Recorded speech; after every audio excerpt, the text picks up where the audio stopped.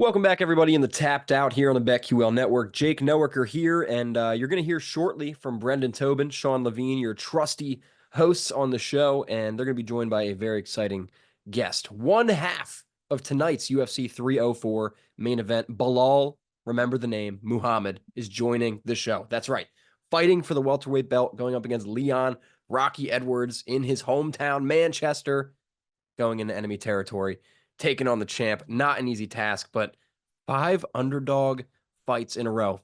5 times in a row. Belal Muhammad comes in as an underdog. He takes them all. He's on a streak. He's on fire.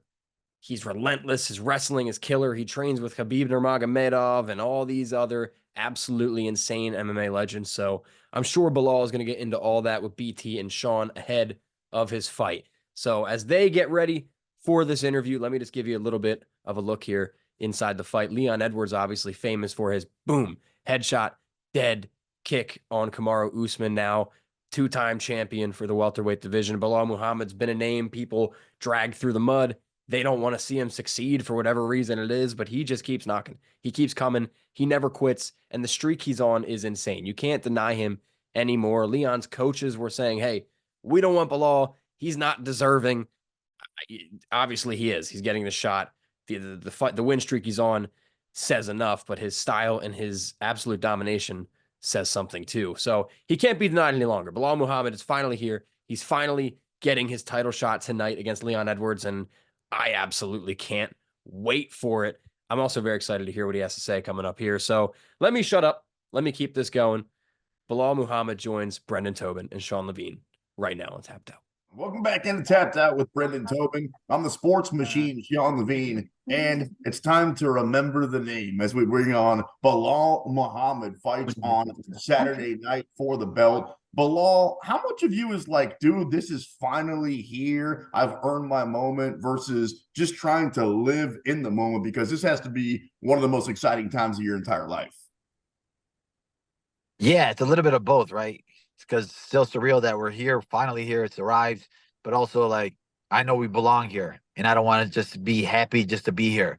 We're the job's not done. We got to win. It's not about, oh man, we made it. Yes, finally. No, it's finally after we have the gold around our waist. That's when we'll say finally. How I'm sure you're not a guy who cares about the odds, blah, but they say you're the underdog in this. I feel like it's kind of crazy, man. This seems like as pick'em as it gets between you and Leon with how successful you are at winning. So are you blown away a little bit that there's still odds makers that are overlooking you in something like this?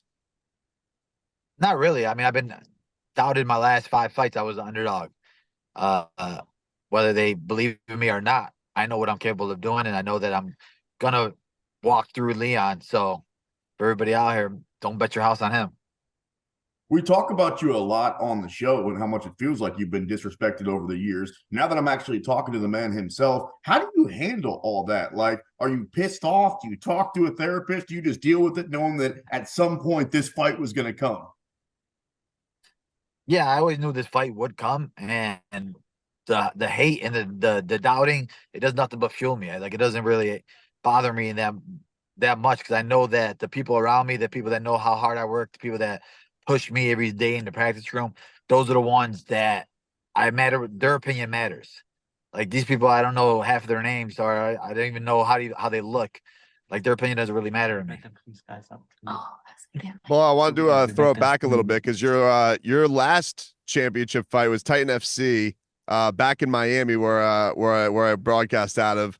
And I was wondering, like, for that fight, like, did that one feel like the biggest thing in the world at the time when you were knocking on the door to the UFC? Like, do the feelings of like stakes and nerves, can you harken back to that and remember like what that felt like when you wanted to break through to the UFC at that point? Yeah, 100%. Because that was always the goal, right? To get to the UFC. Then you get this title, and you know that if I win this belt, then I'm probably gonna get the shot. So like your next fight is always your biggest fight, your toughest fight, and your most important fight. And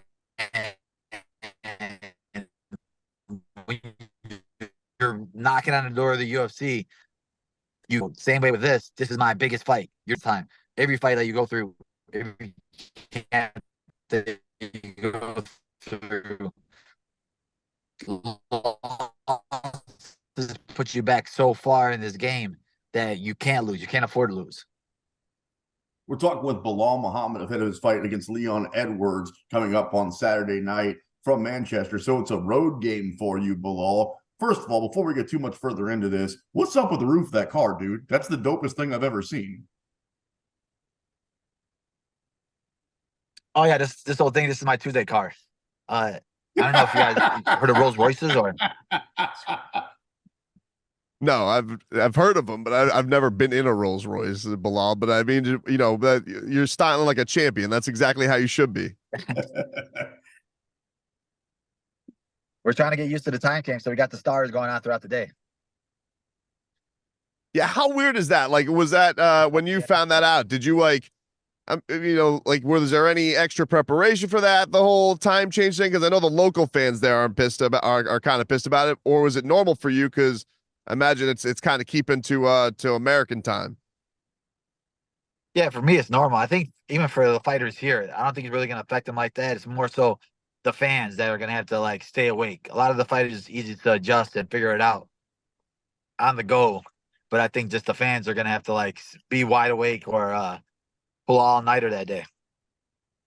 Did something below change in your career? Because I was looking back at your record, and it's not like it's been a minute or a year or a while. It's been 5.5, damn near 6 years since the last time that you lost a fight. Did something change in your career? No, I just think that the downs teach you a lot about yourself. You learn from your losses, and the losses, you grow from them. So I think the losses that I had, I grew from them. Even the wins that I've had, I grew from them. We don't settle, and we're never satisfied with, all right, that was good enough. Every fight we finish, we think, oh, we could have did this, we could have did that, we could have did that. We continue to make adjustments and continue to evolve, and I think that's what like separates me from a lot of these other fighters. What's been from your opinion, Bilal, the biggest misconception that Leon has had about this upcoming matchup with you guys? You've gone back and forth a lot. Seems like this has been a fun personal back and forth, but what has been the thing that he said that's just like that makes no damn sense at all, and he's way off on it?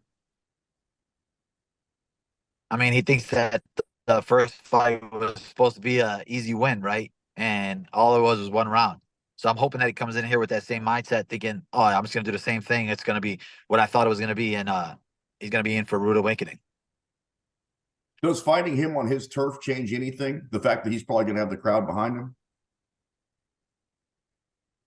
No, it doesn't really matter. It makes it sweeter for me, right? So that his family can see it up close as he's bleeding and he's tapping out. I love it.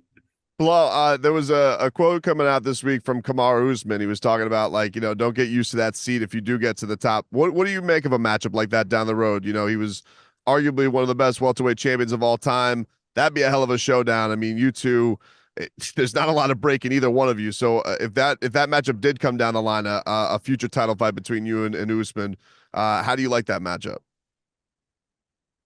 Yeah, it's another guy that I've always been looking to fight, right? He was always at the top for so long, and people were saying he was unbeatable, but there's nobody unbeatable in this game. That right now, he's probably still one of the biggest names in the division, even though he's on some losses. But you know, he lost to Leon twice, and he lost to Hamzat on short notice. So I think he's still got a lot left in him. And yeah, it would for sure be an exciting fight down the line. Have you given any thought to, I know you're confident that you're going to win. Have you ever thought about how you plan to be as a champion? Because, man, you were so disrespected as far as overlooking. Nobody wanted to damn fight you.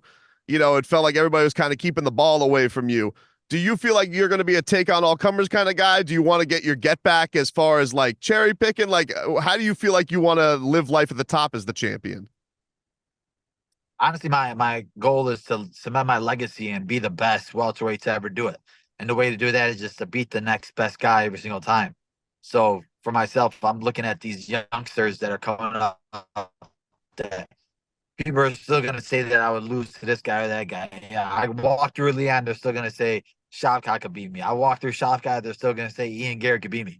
I'm always going to be doubted no matter what. So for me, it's just to just keep on winning and keep putting these names on my resume where when it's all said and done, I'm gonna be better than the best guys to ever do it.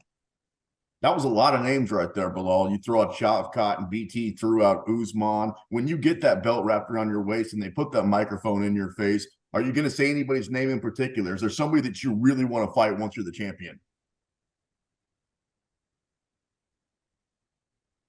It's gonna be more so. I told you so. Soak it in.